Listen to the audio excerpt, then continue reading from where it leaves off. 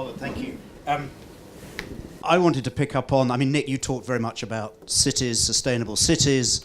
Robert then started to talk about things we could be doing in Hong Kong. What are your views on what we should be doing here in Hong Kong? And if I can put it this way, is Robert right? Yes, he is right. He's wise and thoughtful and learned, as well as right. I think Hong Kong has a number of dimensions on which it's special. Clearly finance, and I tried to list the ways in which finance could be influential. And just picking up on that discussion I had in Singapore just a couple of days ago with Noel Quinn, if HSBC, in its financial arrangements, thinking about the risks that are run, asks the people it is lending money to show how what they do influences emissions, they will then ask how their supply chain looks in relation to emissions. A company like Walmart, which is right at the end because it's the retail, of course you've got very long supply chains. They do something like that. And in a world where we have much more data, in a world of blockchain and all that, you should be able to tell where the stuff is coming from. I mean, if you go to a supermarket now, and if you, in many cases, if you have a barcode for the avocado, you can find out exactly where that avocado came from. So I think that that story of HSBC with its customers looking, I mean, obviously the other banks as well, looking at the supply chains would be one way of really activating right through a whole area of the economy what is actually happening.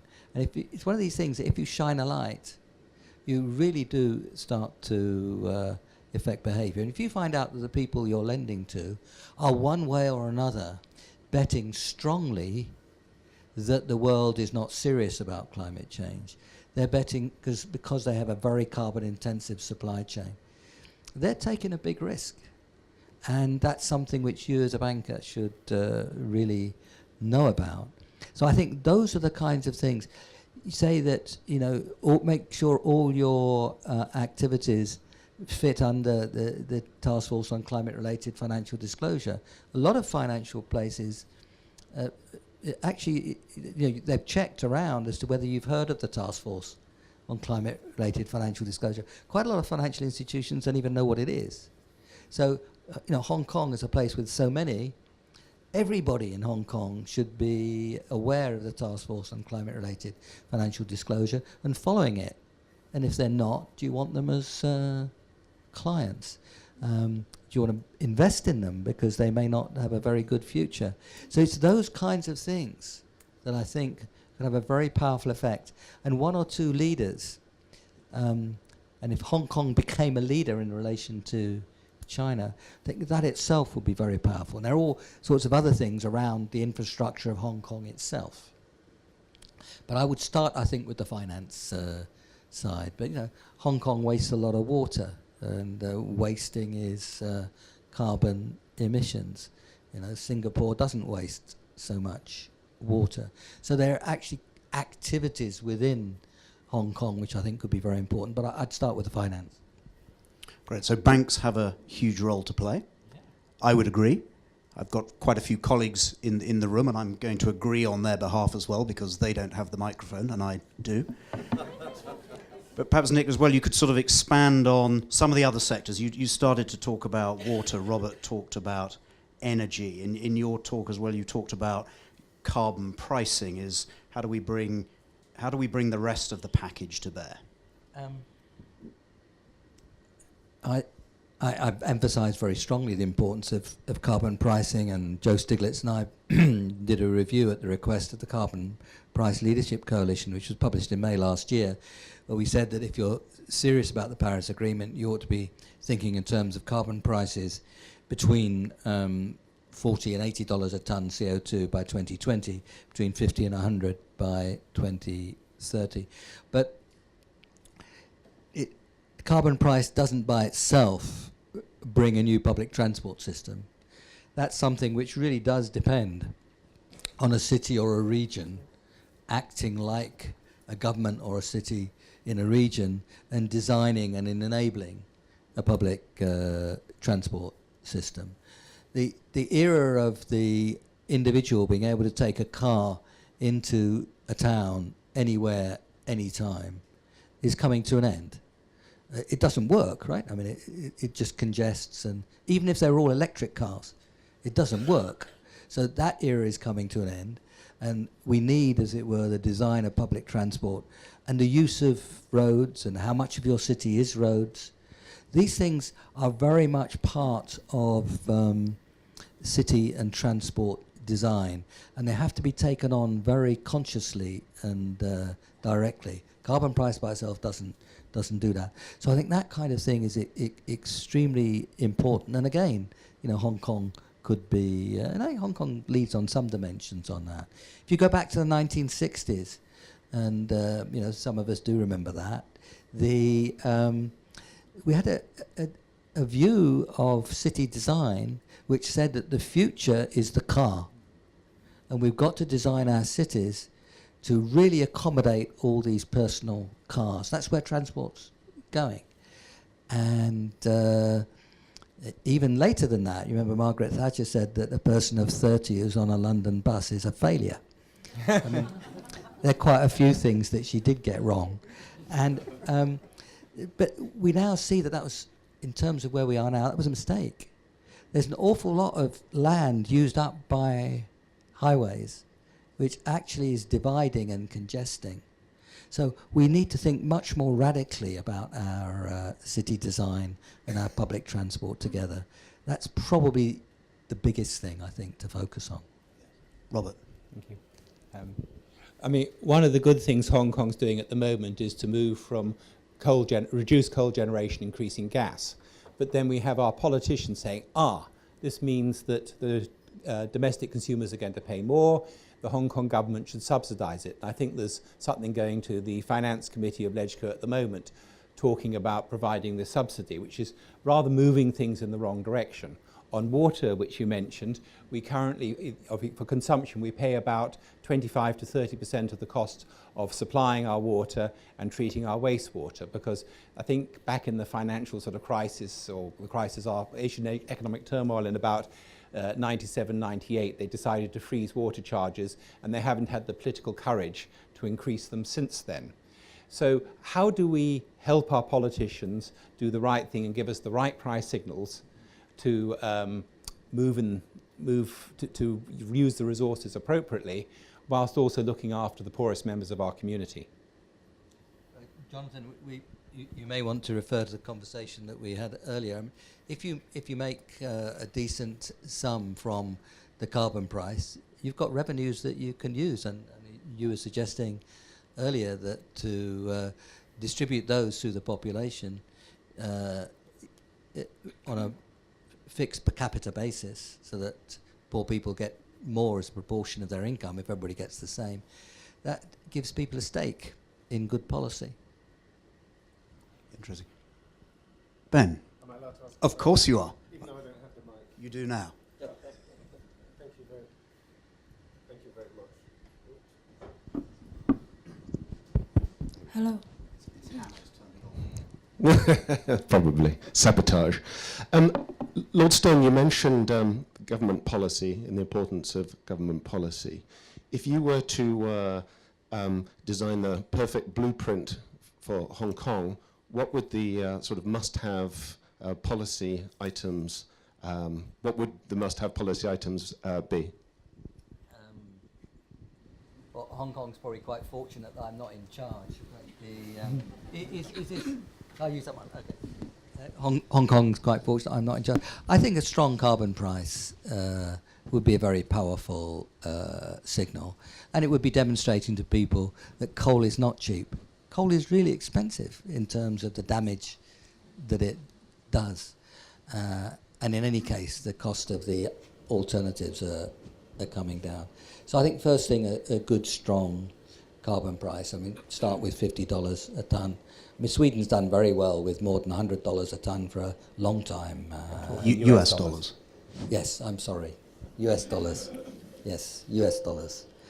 And another one that I think could be very important would be to say that there will be no cars allowed into the main areas of Hong Kong which run off internal combustion engines after some date, say 2025. I mean, whatever that date might be. So I think very strong actions like that give very powerful signals and could generate change quickly. And I think people would quickly discover that actually that change is very attractive. They might be getting money returned to them through the carbon price. Then they might start to have a transport system that works much more efficiently, which is not so congested. But it needs strong and confident political system where people can see why it's happening and they can see the benefits, and they're seeing, for example, through a redistribution associated with the carbon price, the benefits, they're coming back quite quickly. So the pricing of resources to enable the efficient allocation of scarce resources. How radical for an economist. It has been heard in economics before, but they're not always that good at living by the story. Any other? Yes, please. Here, and others. Raymond Young, Swan Properties. I done some sums on the price of the REC, Renewable Energy Certificate, at the back of the feed-in tariff available from the utility since the new scheme of control just in place. And it's considering about how clean the current form of electricity power provided by the two utility companies, because they set the price of the REC at about 50 cents per kilowatt hour. Considering CLP power supply is slightly cleaner than Hong Kong E because they got a nuclear from that respect. I've done some sums, is equivalent to close to 1,000 Hong Kong dollars per ton from CLP because they got it slightly cleaner. And Hong Kong E is about 800 Hong Kong dollars. So it's already reaching out the quote you said, the US dollar $100 per ton by 2030. So although it's not a sort of carbon pricing as such, but it's a signal informing the community whether you want to buy back your carbon content at the back of the feed-in tariff, right? So it looks like it's quite pricey at the moment. I don't know how attractive it is to the industry, but would that alluding to a possible sort of carbon pricing in the local community here? Are there revenues associated? So I don't know the Hong Kong system very well, but are there revenues associated with those certificates, or where does the implicit revenue go? No, I'm asking you to explain. But is there any? You said it's an equivalent to a price not far off $100 a ton CO2. You've done those calculations. I'm sure you got them right. But is there any revenue associated with that, or yes. Where does it go? Because, for those, people who install the renewable energy system, then if we provide, basically, if it's feed-in tariff, the utility company will give you back, say, either $5 Hong Kong dollars per kilowatt hour or $4, depends on the installed capacity. So if it is a huge developers or with a certain provision, then they will pay you back about $4, right? But however, you are giving back the carbon right or environmental attribute to the power company. So you no longer, as a corporate, can claim the decarbonization as a result of receiving the feed-in tariff subsidies. So corporate will be really trying hard to see whether I want to get these subsidies and at the same time retaining carbon content by paying back the price of the REC. So you need to do your sums whether it has a new net effect. So your calculation is taking the delta Yes. tariff and what you would have paid for Yes, that's right. and say that's effectively the price of the carbon. Yes, that's right. In the system, and your calculation is coming out at 800 Hong Kong. So essentially it's saying that if you think of it in terms of how it might be described in terms of a carbon tax, the carbon tax revenue is going back to the power companies or the installers to keep down the price, yeah?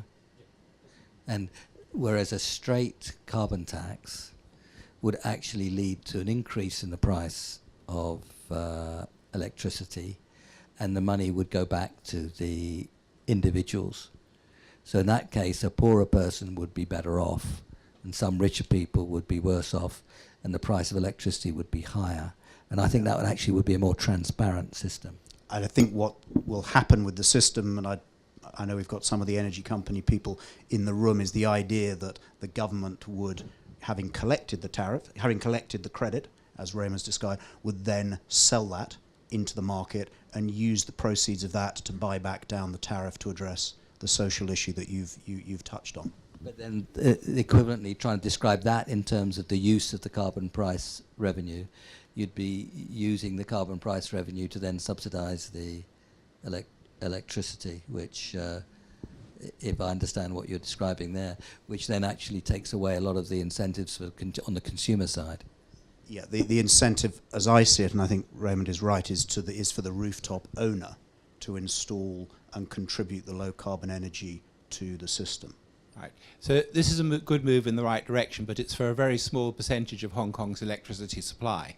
It's those that want to put solar roofs on when not many people have a roof. You live in the middle of a building, not on a roof. And it's for the people who are willing to pay for low carbon electricity. The much bigger move is if we get a carbon price on all the electricity that's sold in Hong Kong. But other questions, I think. Yes. Here we go. Hi, I'm from WWF China. I very much agree with your analysis on the 3 Chinas out there under Belt and Road, and if we do it wrong, forget about 2, even 3 degrees. And what we're looking at right now, China is capable of building 60 gigawatt of coal every year, and there is not a lack of demand in the region. We're looking at Vietnam, Indonesia, Turkey, Pakistan. These countries are planning a huge pipeline of coal-fired plants, and we can't afford even having one of them being built, right? If we are serious about the Paris Agreement, at least from your analysis, the economics is clear. From IPCC, the science is clear. What more would it take to convince banks to stay away from further financing fossil fuel, particularly in the Asia region? I think starting with the coal-fired power stations is very important. And help me if I'm wrong, I think HSBC has a policy decision on that now, doesn't it? We're tapering to the end of So HSBC is tapering to the end of, it'd be nice to have a taper that was a cliff, but the... I think being very clear and strong on that. I mean, India is really moving quite quickly now. They will not complete the set of coal-fired power stations that they had been planning. And in large measure, that's because, this applies to Pakistan too, there are lots of places in India where the land is worth very little. I mean, take big parts of Rajasthan and so on, where solar energy is just extremely cheap. I mean, it really undercuts now the fossil fuel. And so India, for those reasons, has decided to change. And that decision-making in India has come quite quickly. It's the combination of the terrible pollution. I mean, 9 of the 10 worst polluted cities are in India. And the very low cost of renewables, particularly solar, but not only solar, wind too. So my take on this story of building coal-fired power stations, say in Pakistan, is the combination of 2 vested interests. It's the vested interests that lie in the capacity in China, because they were building so many before, so they've got the capability, and they've got factories that make coal-fired power stations, putting it simplistically. And the vested coal interests in Pakistan. So it seems to me to be very important that places like your organisation describe that very clearly as to what's really happening here. This is bad economics. This is the domination of vested interests over the public good, and try to bring out what's really happening. In China itself, work with our Chinese friends and policymakers to turn the green BRI, which is spoken about a lot now in China. We'll say, yeah, absolutely. So what does it mean? How do you make it happen? So I think shining the spotlight, participating in a discussion, showing that this is bad economics, not good economics, not letting people get away with the argument, well, it's the economics versus the environment. Oh, no, it's not. It's the vested interests versus the economy and the environment. And that's what we have to make absolutely clear. And responsible participants, including in the financial sector, should be part of that. We only have about 5 minutes, so maybe we have a show of hands and we'll take several questions at once. So it's 1, 2, 3, 4, 5. So starting over here, Robert. Thanks. Rob Mills from PwC. So sorry to hark back to carbon pricing, but I was having a discussion just last night with the government on exactly this issue. And I think, Robert, you hit the nail on the head with the feed-in tariff. That's looking at renewables, and there's no real space for renewables. We were talking about carbon pricing on buildings in Hong Kong, which account for about 60% of CO2 emissions. So my question is, I had the book thrown at me for suggesting carbon pricing, and have had it thrown at me several times by the government here for suggesting carbon pricing.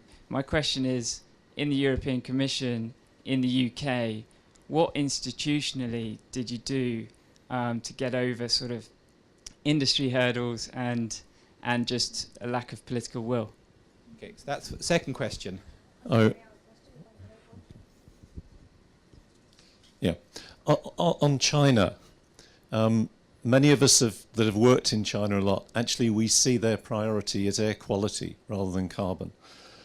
They see air quality as a social stability issue, and whether we like it or not, it's possible to reduce pollution without necessarily reducing carbon. It's not the best way, but it's possible. And really my question is, how optimistic can we be that China is actually going to reduce carbon in the longer term? Thank you. And the third question over here. Magnus Bartlett, publisher. I don't really want to be bunched up with a bunch of other people. So I'll press ahead anyway, bunched up with you all. I'm just dismayed, Lord Stern, by the extraordinary optimism of your presentation. I do totally agree with you that the biggest business opportunity ever, and I shared this with Joe Stiglitz quite recently, the biggest business opportunity in history is right under our noses.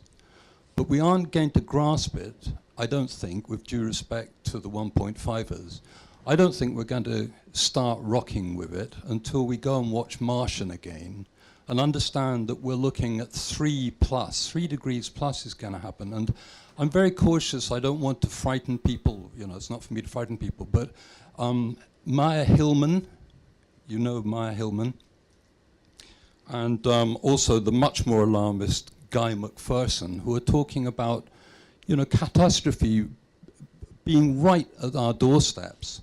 And we just got to wake up to that without being frightened. And the only way not to be frightened is to look at the incredible technology that we've got, fantastic young people working all around the world, and old people as well, developing fantastic technologies that can deal with a model that I think we have to accept is going to be 3+, and don't dream about 1.5. Sorry, thank you very much. On the, I'm hesitant about taking the EU example as a success which other countries should learn from. And the UK is still part of the EU, as you'll know.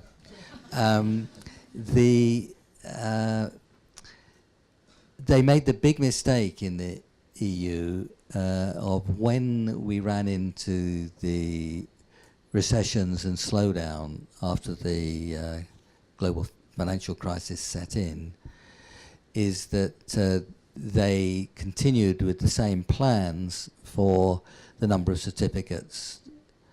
And so, of course, the demand went down and the price crashed. And they should have been keeping up the price, and then only now started to go back to withdrawing some of the certificates. So I don't think we made such a big deal of it, offered such a good example in Europe. I think the UK with a carbon price floor is actually a good part of the story. And I hope that as China's carbon markets develop, that a strong carbon price floor would be there, because it's that gives you the government revenue, and the more that the government gets revenue from carbon pricing, or carbon tax, of course, a very simple way, but if you're going to go through the markets, then auction the permits, auction as much of the permits as move very fast in that direction, so the government gets revenue, keep the carbon price floor. So there's some lessons in the EU system and the UK system. A good part of it is how not to do it, but I think there are lessons there, and they should be studied. I think it's always if you're trying to get a move in a certain direction, it's actually a good idea to have more than one argument. And the air quality was very powerful politically. It has been very powerful politically in India, or becoming more powerful politically in India. So, you get the two birds with the one stone for if you move away from the fossil fuels in transport and in electricity and heating and so on. And I think, to be fair to China, I mean, China is plateauing now. If it was just an air quality issue, then China would not be showing a plateau, and I hope it's going to turn down quite soon. So I think it's very important, and to marshal, and there's the technology arguments as well, and to how cheap the alternatives are becoming. So we're going to need all of these, and we're going to need to be smart in managing the dislocation. And I'm not happy about the air pollution, but if that helps push in a direction, then use the argument, because it is really, really important. Magnus, I'm surprised you find me optimistic. See, I was very careful to say that I'm very optimistic about what we can do. And if you can't be optimistic about actually, I don't think I'm optimistic, I'm realistic about what we can do. In large part because of this extraordinary change in technology. And that extraordinary change in technology, much of it has come from fairly half-baked policies and a broad general awareness. If you see that kind of technical change, and it's been enormous, all the listings that I went through and you could go through, it's been enormous. Imagine what we could do with really good, strong policy, because those processes of technical change, they're nowhere near the end. I mean, maybe they're only near the beginning. And so there's an awful lot coming through. But I think it's very important to demonstrate what can be done and how attractive it is that if we were to do it. And if that is a necessary condition for action. But I was very careful to indicate it is not a sufficient condition for action. And that's why individual behavior and the political processes are so important in driving through what we know we can do and what we know we can learn into real political action. So I am realistic / optimistic about what we can do. I worry about what we will do. Nick, thank you. Ladies and gentlemen, I'm really sorry to have to be the bad guy here and advise everyone that we are out of time. I'm not even going to attempt to summarize what we've discussed. I think we've gone into so many interesting areas, and Nick, Lord Stern, does have another appointment, and I think you'll probably agree with me that he does deserve a sandwich before we send him off to his next appointment. So with that, Nick, thank you so much for spending your precious time with us today. It's been, I think, a fantastic sharing experience for all of us. Thank you.